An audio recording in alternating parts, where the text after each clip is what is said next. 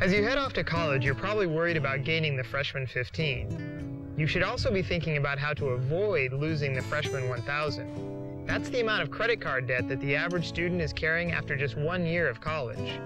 Here are some pointers on what to do and what not to do to save money while you're at school. I just keep track of what I use and I don't go over. Like if I have $100 in my savings, I won't go over that as most of my friends will. Like I'll check it online, see what I have. Get the online banking, because you can see your money in your checking, your savings, see how much you have, instead of having to go to ATM and check every time. And you can do transfers and stuff. It really helps.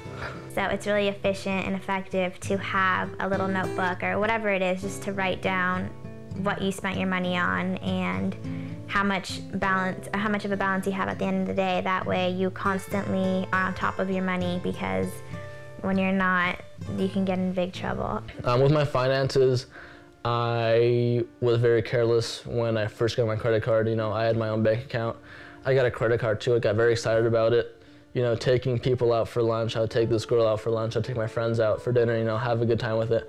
Not always, but enough to where I started draining my account. And before I knew it, I was in debt. I owed more than I had myself and that I was making. So it was a very humbling experience. I would recommend knowing how much you have at all times. If you spend something, spend $5, realize that those $5 are now gone. They're not going to be back. Your mom's not going to fill your account again. It was humbling for me because I hit rock bottom, personally, on a level where I don't want to ever go there again. I'm only 19, but at the same time, I've been to a place that has changed my life. I look at things differently.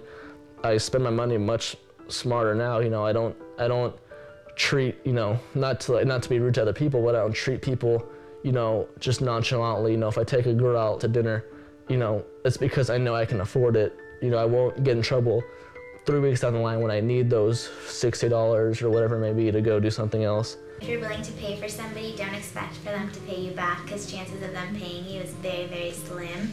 Like, Nico and I went to sushi, and he still owes me $50 from 3 years ago. And I was angry, but at this point, I just kind of learned that sometimes you're just not going to get what you give.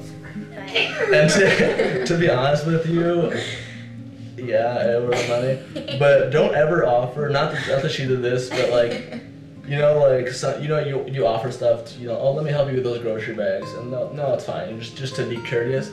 Some people, I'll pay for this food, don't worry. They'll actually let you pay for the damn food. And, you end up paying $30 because you want it to be, I'll show her that I'll pay for her. And then she's like, oh yeah, no, please pay for me. And then I'm out of money. So just be careful what you do. Especially dealing with money. By all means, help someone carrying their groceries or bringing stuff into the house for your mother or something. But if it comes to money, just make sure you have enough money to pay for the lunch or the dinner or whatever it may be. I definitely think the #1 way to save your money is to just live at home. If you have the opportunity to stay at home your first, your freshman, sophomore year of college, definitely take that chance, because I don't know, your parents, they still pay for your rent. You can be living in like an apartment and paying like what, $800 a month.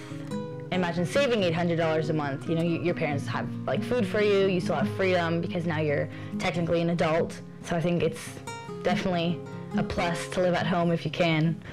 When you go home to visit or whatever, take what you can from home, so you don't have to buy anything when you're back at college. Seriously, one of my friend's brothers, whenever he comes back, he takes shampoo and stuff, because that's the most expensive thing for him, I guess. Spend like $4 or $5 every couple weeks on shampoo. He just takes that. Mooch off people as much as you can. Seriously.